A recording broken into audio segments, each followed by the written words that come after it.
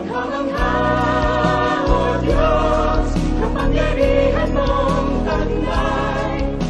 Walang makalulupig at walang nagpapantay sa ngalan mo, O Diyos.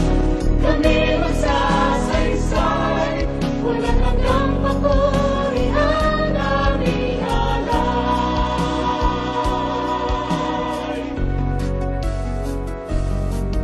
Masdan ang buong sandaigdigan, kanday, sadyang di mapapantayan, dampig, maging ang hangin at ulan, likha ng makapangyarihan. Kamangha-mangha, O Diyos, kapangyarihan mong taglay. Walang makalulupig at walang nagpapantay sa ngalan mo, O Diyos. Kami magsasaysay, walang hanggang papurihan aming alay. Kamangha-mangha, O Diyos, kapangyarihan mong taglay. Walang makalulupig at walang nagpapantay sa ngalan mo, O Diyos. Ay mayroong tagumpay, walang hanggang papurihan aming alay.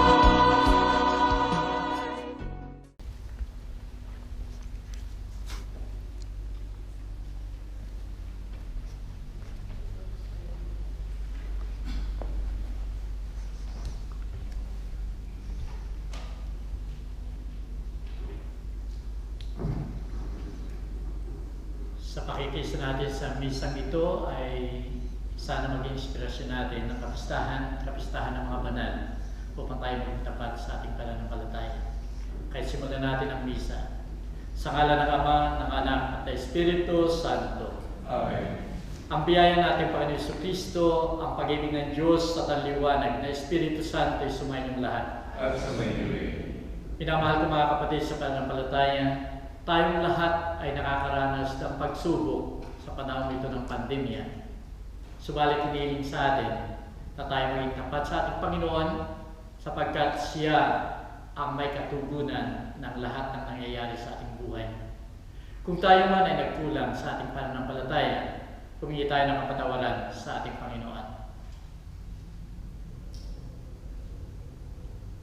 Ako'y nagkukumpisan sa Diyos na makapangyarihan at sa inyong mga kapatid, sapagkat lupa ako nagkasala sa isip, sa wika at sa gawa, at sa aking pagkukulang, dahil sa aking sala, sa aking pinakamalaking sala.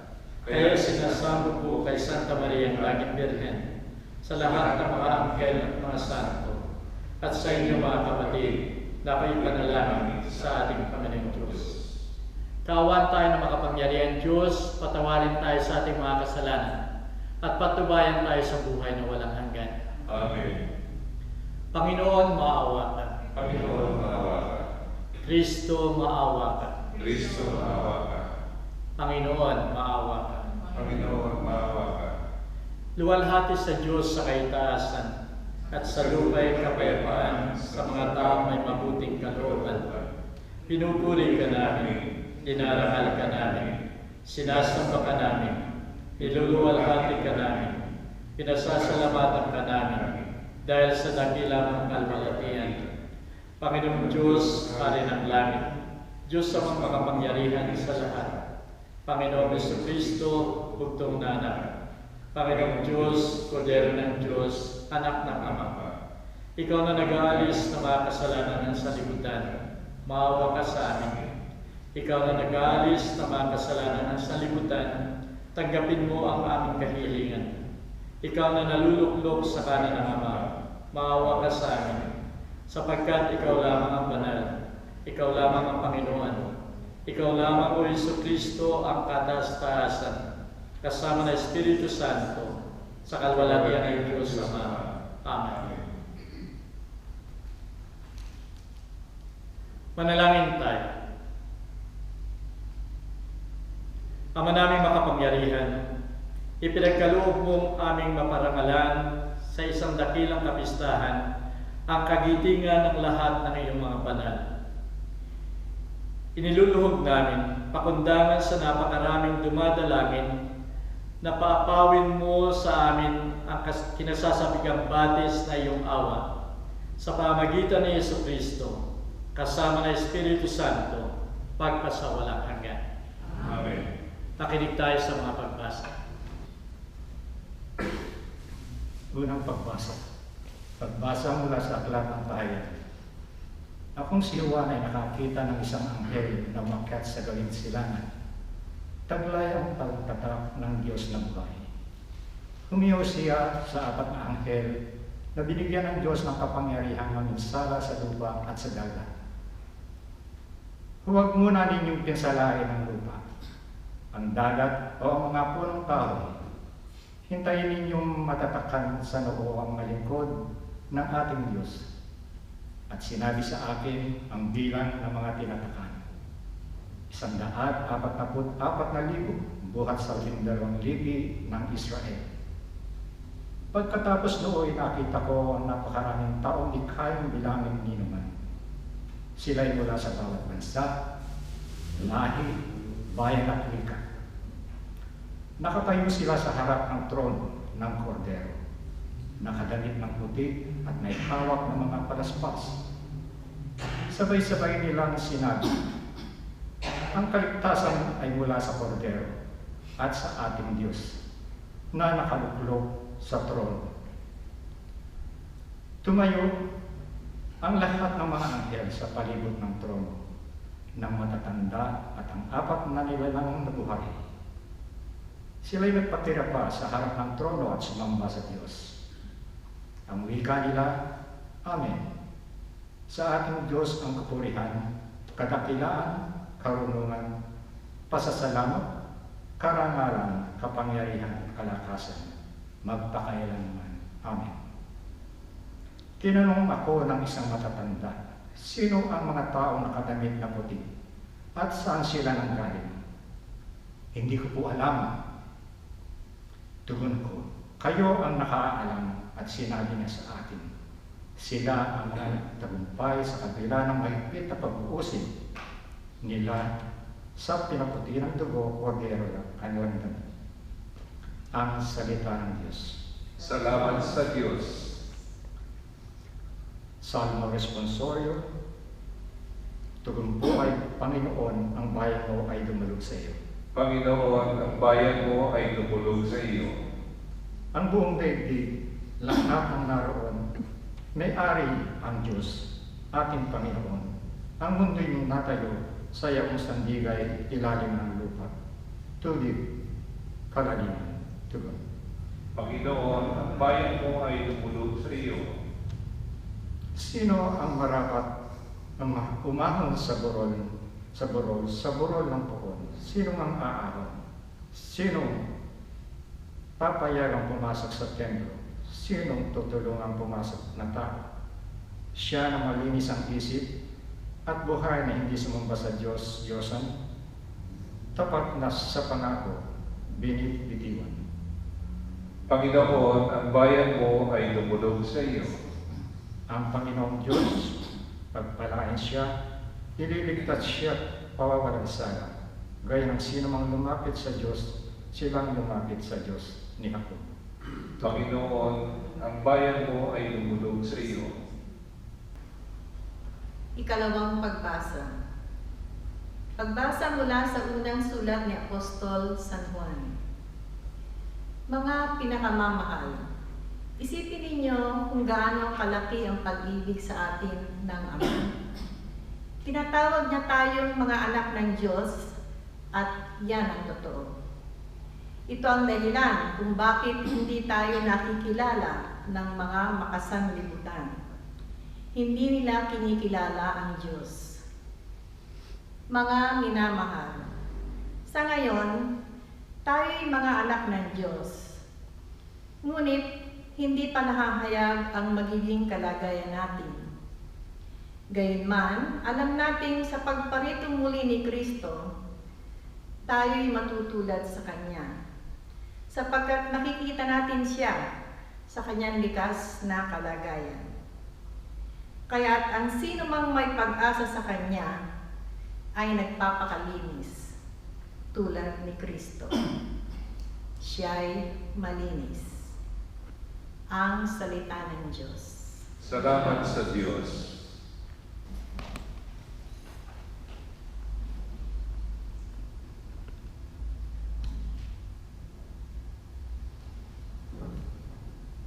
Hallelujah, Hallelujah.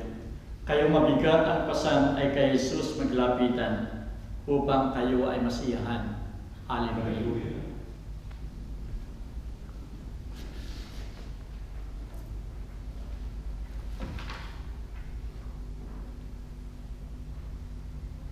Sumayin niyo ang Panginoon. At sumayin niyo rin. Ang pagbasa sa mabuting balita ayon kay San Mateo. Luwalhati sa iyo, O Panginoon.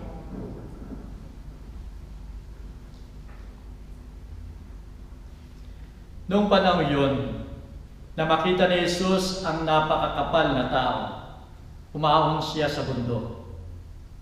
Pagkaupo niya ay lumapit ang kanyang mga alagad at sila ay tinuruan niya ng ganito. Mapapalad ang mga aba na walang inaasahan kundi ang Diyos, sapagkat makakasama sila sa kanyang kaharian. Mapapalad ang mga nahahapis, sapagkat aaliwin sila ng Diyos. Mapapalad ang mga mapagpakumbaba, sapagkat tatamuhin nila ang ipinangako ng Diyos. Mapapalad ang mga nagmimithing makatupad sa kalooban ng Diyos, sapagkat ipagkakalob sa kanila ang kanilang minimithi. Mapalad ang mga mahabagin, sapagkat kahabagan sila ng Diyos. Mapalad ang mga may malinis na puso, sapagkat makikita nila ang Diyos. Mapalad ang mga gumagawa ng daan sa ipagkakasundo, sapagkat sila ituturing ng Diyos na anak niya. Mapalad ang mga pinag-uusig dahil sa kanilang pagsunod sa kalooban ng Diyos, sapagkat makakasama sila sa kanyang kaharian. Mapalad kayo kapag dahil sa akin inalimura kayo ng mga tao, pinag-uusig at pinagbibikaan ng lahat ng uri ng kasamaan na pawang kasinungalingan. Magdiwang kayo at maggalak, sapagkat malaki ang inyong gantimpala sa langit. Ang salita ng Diyos. Purihin ka, O Kristo.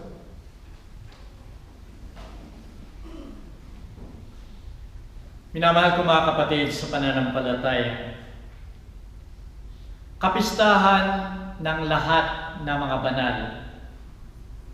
Ang ibig sabihin, ito yung mga kaluluwa sa langit na naging tapat sa ating Panginoon. Ito yung mga canonized na mga santo. Nang ibig sabihin, sila ay nasa listahan ng simbahan. Pero may mga santo pa rin na hindi canonized, pero nasa langit. Nang ibig sabihin, wala sila sa listahan ng mga santo.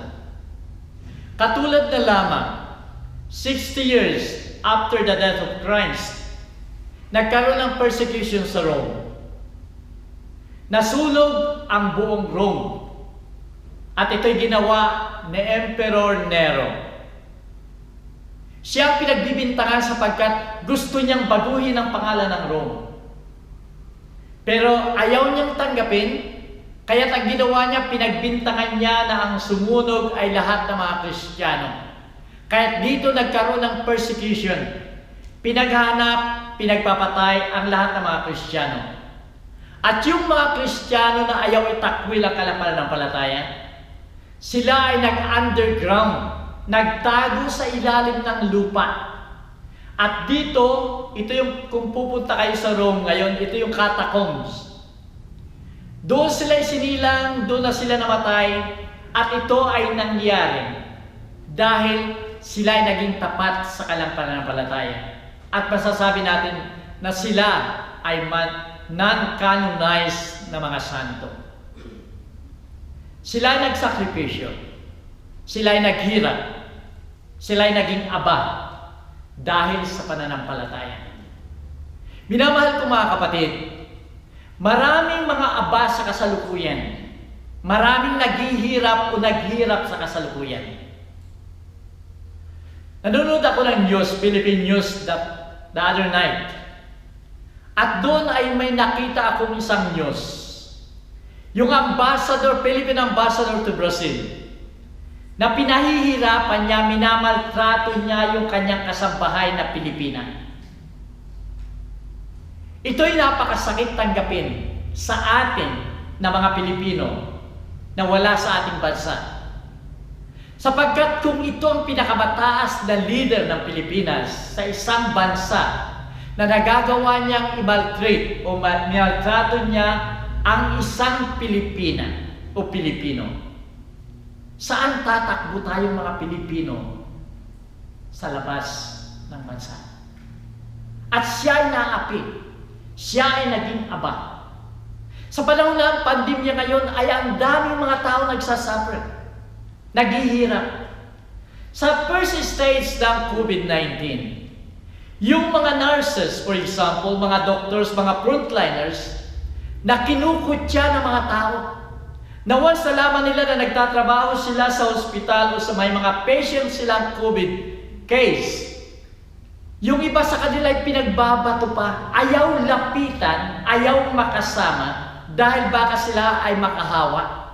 Ito yung mga taong nagbibigay ng buhay para lang makapaglingkod sa mga may sakit na kapwa Pilipino, pero kapwa Pilipino pa rin ang nagiging sanhi ng kanilang paghihirap. 50 milyon na mga tao sa buong mundo ang nagdanas o nagkasakit ng COVID-19. More than 1.5 millions ang namatay. Sa Pilipinas ay mayroon more than 377,000 na mga Pilipino ang nagkaroon ng sakit na COVID-19. More than 7,000 ang namatay. 3 million sa mga gagawang Pilipino ang nawala ng trabaho. 300,000 na mga OFW ang umuwi dahil nawalan sa trabaho at pagdating sa Pilipinas ay naghihirap sa kasalukuyan dahil walang hanap buhay. Ang lahat ng ito, minamahal ko mga kapatid, ay naghihirap. Sila ay nagiging aba.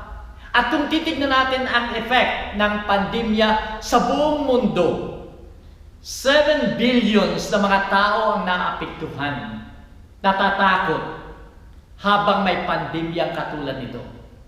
Natatakot, naghihirap. Minamahal ko mga kapatid, kung titignan natin, ang lahat ng population ay naghihirap at mga aba.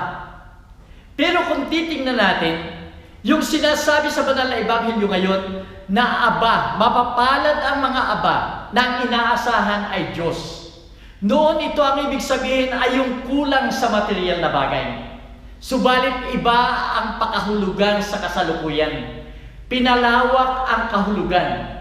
At ang kahulugan, yung mga taong naghihirap, hindi lamang sa material na bagay, sa kanilang pag-iisip, dahil sila'y natatakot, nadidepressed dahil sa kanilang katayuan.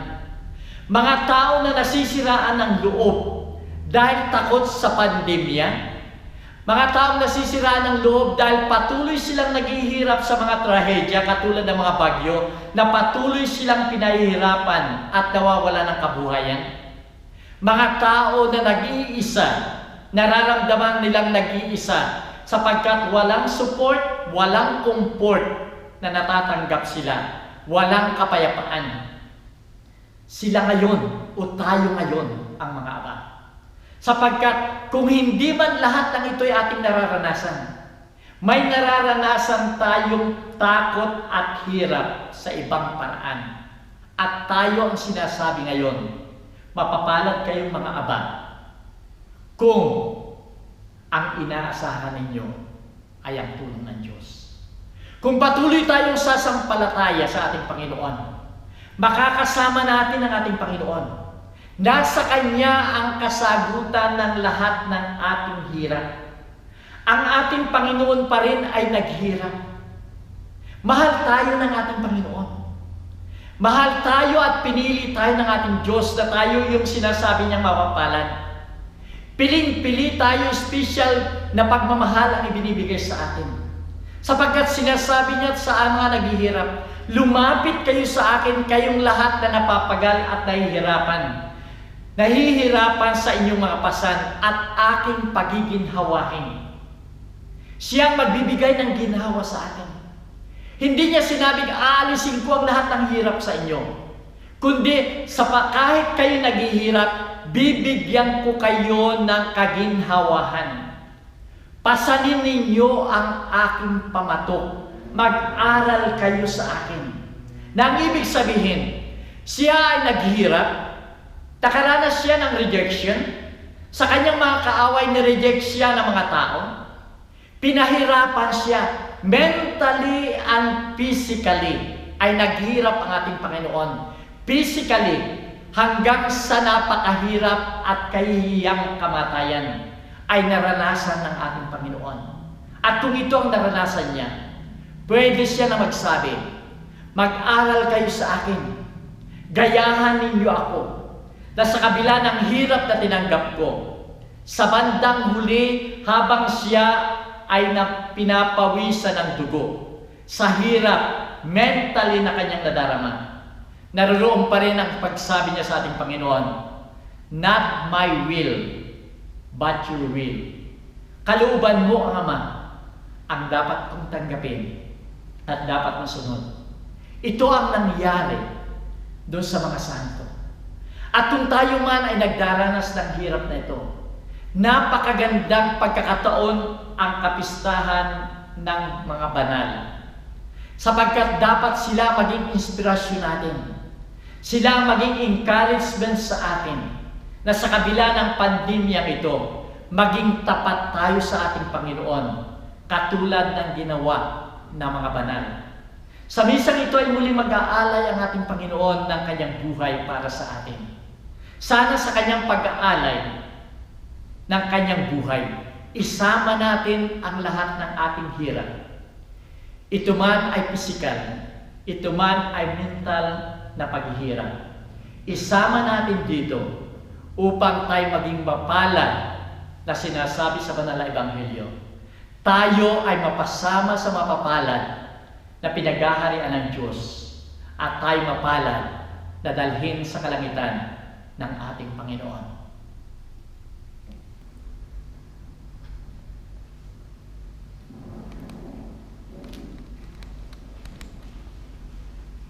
Bilang tanda na ating katapatan sa ating Panginoon, ipahayag natin ang ating pananampalataya.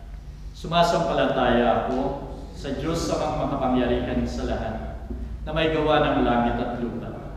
Sumasampalataya naman ako kay Jesucristong iisang anak ng Diyos, Panginoon nating lahat. Nagkatawang tao siya, lalang ng Espiritu Santo. Ipinanganak ni Santa Maria Virgen, pinagpakasakit ni Poncio Pilato, ipinapos sa krus, namatay, ibinaon. Nanawag sa mga impyerno, nang may 3 araw, nabuhay na maguli. Umakyat sa langit, naluluglong sa kanan ng Diyos sa mga makapangyarihan sa lahat. Doon magmumula, paririto at hukom sa nangabubuhay at nangamatay na tao. Sumasampalataya naman ako sa Diyos Espiritu Santo, sa Santa Iglesia Katolika, sa kasamahan ng mga santo, sa kawawala ng mga kasalanan, mabubuhay na maguli ang nangamatay na tao, at may buhay na walang hanggan. Amen.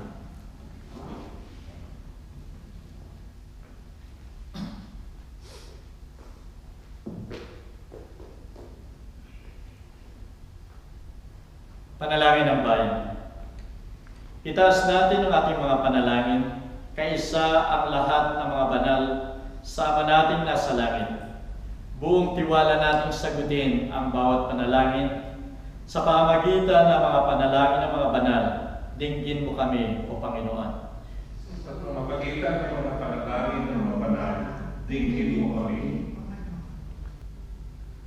Bilang isang simbahan, sikapin nawa nating makamit ang pangakong buhay na walang hanggan sa pamamagitan ng pagtalima sa kalooban ng Diyos. Manalangin tayo. Sa pamamagitan ng mga panalangin ng mga banal, dinggin mo kami. Ang mga taong may mabubuting kalooban, naway makatanggap ng tunay na buhay at kapayapaang di na magmamaliw sa pamamagitan ng mapantubos na dugo ni Kristo. Manalangin tayo. Sa pamamagitan ng mga panalangin ng mga banal, dinggin mo kami. Tayo naway pagkalooban ng Eukaristya ng lakas upang makapamuhay ng matuwid sa panahong ito ng pandemya dahil sa pag-asang makakapiling natin ang mga banal na sa langit. Manalangin tayo. Sa pamamagitan ng mga panalangin ng mga banal, dinggin mo kami. Ang mga inuusig dahil sa pagiging matuwid, naway matatag na magpatuloy sa daan ng kabanalan. Manalangin tayo. Sa pamamagitan ng mga panalangin ng mga banal, dinggin mo kami. Ang mga yumangong mahal natin sa buhay, gayon din ang yumaho dahil sa COVID-19. Naway makasama ang mga banal sa langit. Manalangin tayo. Sa pamamagitan ng mga panalangin ng mga banal, dinggin mo kami. Ang mga doctors, nurses, at mga frontliners sa kanilang paglilingkod ngayong panahon ng pandemya. At gayon din ang lahat ng dalubhasa na nagsisikap makakita ng baksin. Bigyan mo sila ng sapat na lakas at kaalaman. Manalangin tayo. Sa pamamagitan ng mga panalangin ng mga banal, dinggin mo kami. Ipanalangin din natin ang ating pansariling intensyon.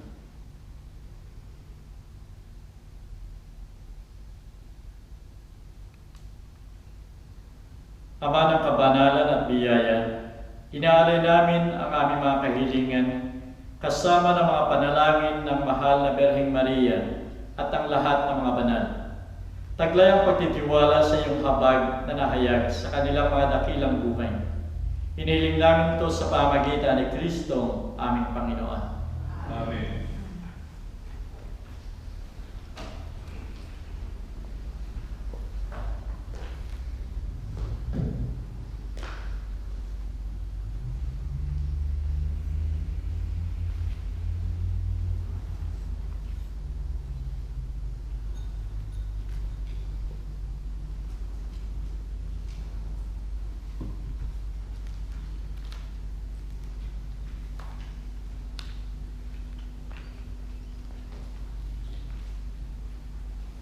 Purihin ka, Panginoon Diyos, ng lahat ng pinapal sapagkat siyang kabutihan ay tinanggap namin ang tinapay na inaalay sa iyo na galing sa lupa at pinagpaguran ng tao upang maging tinapay na magdudulot sa amin ng buhay na walang hanggan. Purihin at ipagdangal ang Diyos magpakailanman.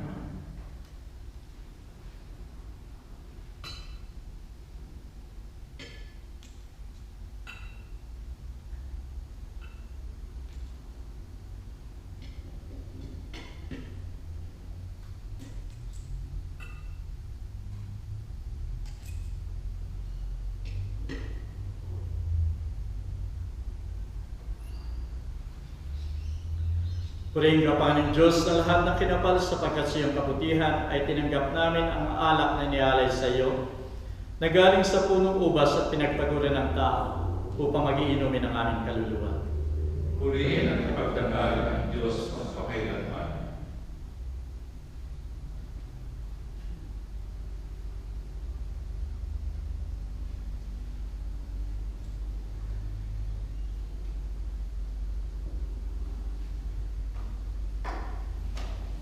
Manalangin kayo mga kapatid upang ito ating sakripisyo maging kalugod-lugod sa Diyos sa mga makapangyarihan. Tanggapin nawa ng Panginoon itong sakripisyo sa iyong mga kamay sa kapurihan niya at karangalan sa ating kagagaling at tambuhan niya Iglesia Banal. Ama naming lumikha, maging kalugod-lugod nawa sa iyo ang aming mga alay, at ipagkaloob mong madama namin ang pagmamalasakit sa aming kapakanan ng mga kapiling mo sa langit, sa pamagitan ni Yesu Kristo, kasama ng Espiritu Santo, magpasawalang hanggan. Amen. Sumayin niyo ang Panginoon. At sa may rin, Isipin ninyo at mahalin ang Diyos. iniisip namin siya ang minamahal. Pasalamatan natin ang Panginoon nating Diyos. Marapat at matuwid. Tunay ngang marapat at matuwid ang kupatagagaling na magpasalamat kaming lagi sa iyamang banal, Diyos na makapangyarihan at walang hanggan, alang-alang kay Jesucristo ng aming Panginoon. Siya ang tunay at walang hanggang pari na nagtatag ng sakripisyong ito na panghabang panahon. Inialay niya ang sarili bilang handog sa kaliligtas ng tao at inutusan kami mag-alay ng haing ito bilang pag-alaala sa Kanya upang sa pagkain ng tinapay na nagbibigay buhay sa banal na piging na ito ay ipahayag namin ang Kanyang kamatayan hanggang sa Kanyang pagbabalik. Kaya kasama na makapal na mga anghel sa kalangitan ay pinagbubunyi naming walang humpay ang iyong kalwalatian. Santo, Santo, Santo, Panginoon Diyos na makapangyarihan, napupuno ang langit at lupa ng kalwalatian mo. Hosana sa kaitaasan. Pinagpala na paririto sa ngalan ng Panginoon.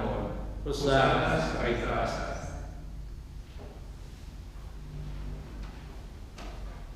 Ikaw nga, Panginoon, ay tunay na banal at sa'yo nagmumula ang lahat ng kabanalan. Paspasan mo sana mga kaloob na ito sa pamagitan ng iyong Espiritu upang sa aming kapapanuto ay maging katawan at dugo ni Jesucristo, aming Panginoon. Bago siya pahirapan at magpakasakit, kinuha niya ang tinapay. Nagpasalamat sa iyo. Hinati iyon at ibinigay sa kanyang mga alagad na ang wika. Tanggapin ninyong lahat ito at kanin. Itong aking katawan na ihahandog ng dahil sa inyo.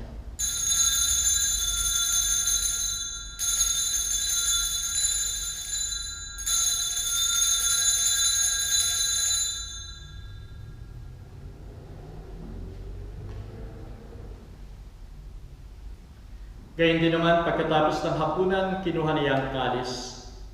Muling nagpasalamat sa iyo at ibinigay yun sa kanyang mga alagad na ang wika.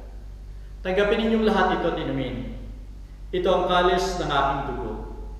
Dugo ng bago at walang hanggang tipan, na sa inyo at sa lahat ay ibubuhos sa ikapagpapatawad ng mga kasalanan. Gawin ninyo ito bilang pag-alaala sa akin.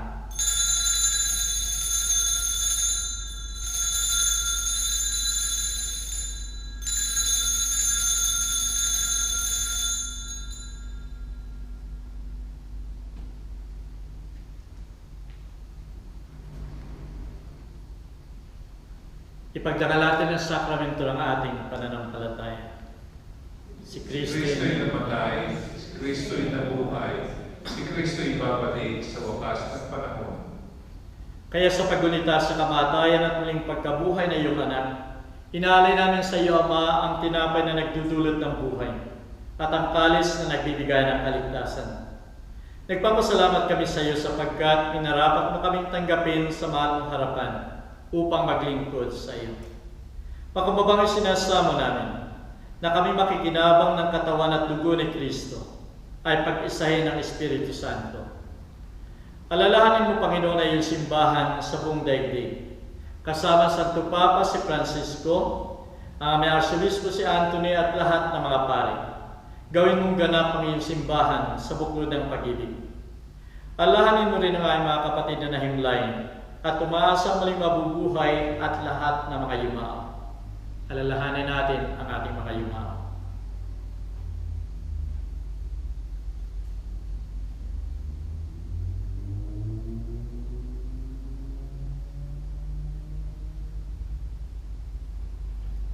Tanggapin mo sana sila sa maluwalhati mong harapan.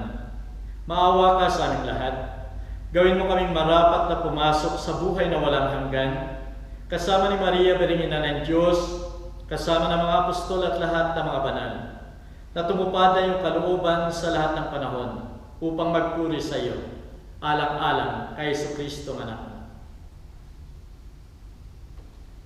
Sa pamagitan ni Kristo, kasama niya at sa Kanya, o Diyos sa mga makapangyarihan, Ikaw ay pinupuri at ipinagdarangal, kaisa na Espiritu Santo, magpasawalang hanggan. Amen.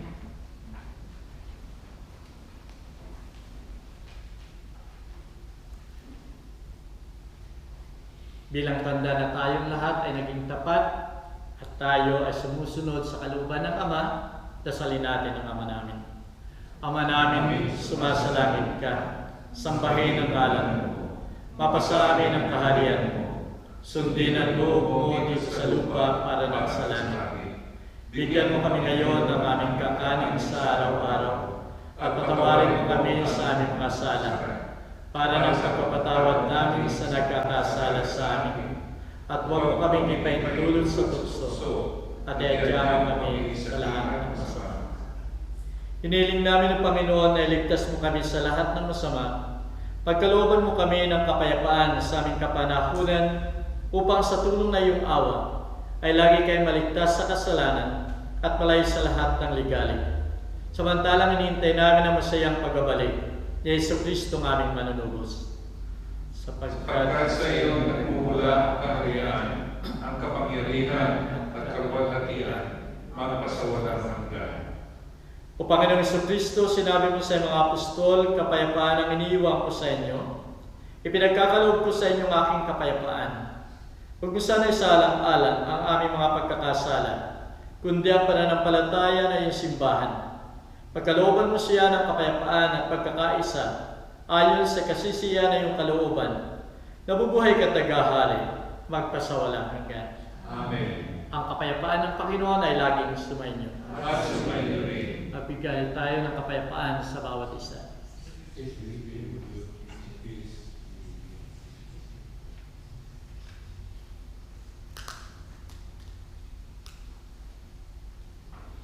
Kordero ng Diyos, nag-aalis ng mga kasalanan ng sanlibutan, maawa ka sa amin. Kordero ng Diyos na nag-aalis ng mga kasalanan ng sanlibutan, maawa ka sa amin. Kordero ng Diyos na nag-aalis ng mga kasalanan ng sanlibutan, ipagkaloob mo sa amin ang kapayapaan.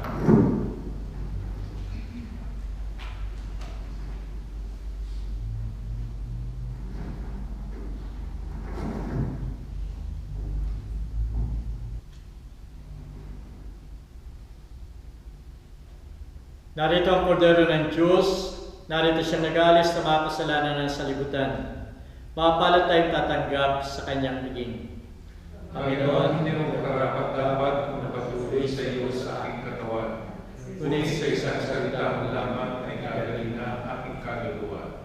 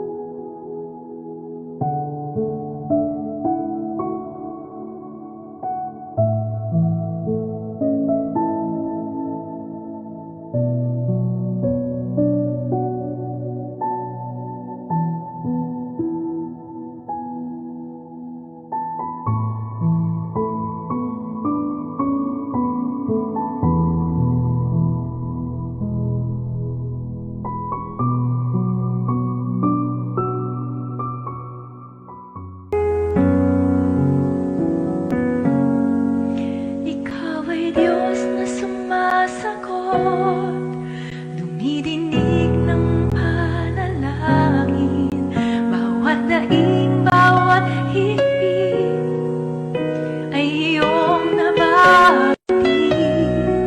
Kami sa iyo ay lumalapit, kami sa iyo ay dumadaig. Dinggin itong pagsamo, tanggapin ang paglabi.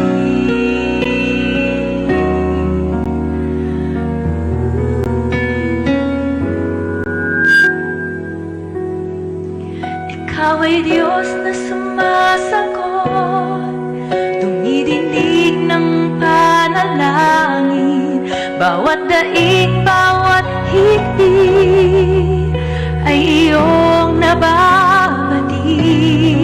Kami sa iyo ay lumalapit, kami sa iyo ay dumadaig.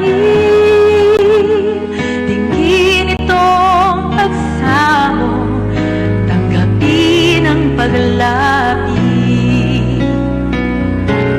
Ikaw ay Diyos na mabuti at tapat.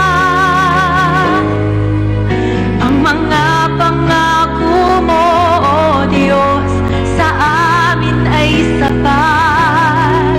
At kung kami ay naninimdim at ang paligid ay kay dilim, kami ay dadalangin, kami ay dadaig sa Diyos na sumasagot ng panalangin.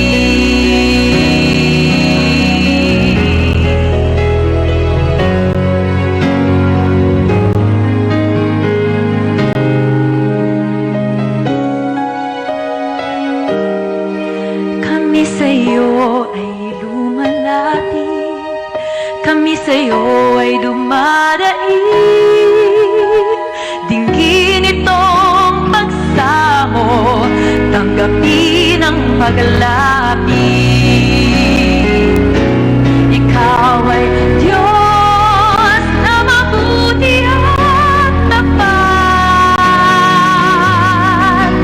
Ang mga pangako mo, O Diyos, sa amin ay sapat. At kung kami ay naninimdim at ang paligid ay kay dilim, kami ay dadalangin, kami ay dadaig sa Diyos na sumasagot ng panalangin. Ikaw ay Diyos na mabuti at tapat. Ang mga pangako mo, O Diyos, sa amin ay sapat. At kung kami ay naninimdim at ang paligid ay kay dilim, kami ay dadalangin, kami ay dadaig sa Diyos na sumasagot ng panalangin.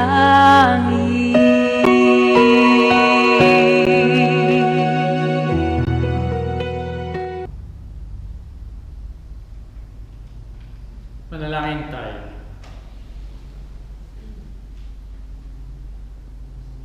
Ama naming mapagmahal, sa pagsamba namin sa iyong kadakilaan bilang tayong banal sa gitna ng tanang mga banal, hiniling namin ang iyong kagandahang loob na aming pinakikinabangan, kabanalan sa iyong pag-ibig na lubos, upang mula sa hapag na ito ng mga naglalakbay patungo sa iyo, kami makabagtas sa salo-salo sa langit na bayan naming totoo, sa pamagitan ni Yesu Kristo, kasama ng Espiritu Santo, magpasawalang hanggan. Amen. Papasalamat ako sa pagdalo niyo sa misang ito at sa buwan ng November, patuloy natin pagdasal ang ating mga yumao sapagkat ito magiging daan upang makarating din sila sa langit. Maaaring hindi sila maging santo, pero makakapiling din sila ng ating Ama sa langit. Kaya ipagpatuloy natin ipagdasal sila. Sumayin niyo ang Panginoon. Naway pagpalain kayo ng makapangyarihan Diyos Ama, Anak at Espiritu Santo. Amen. Humayo tayong mapayapa, tapos na ang misa. Salamat sa Diyos. Itataas kita,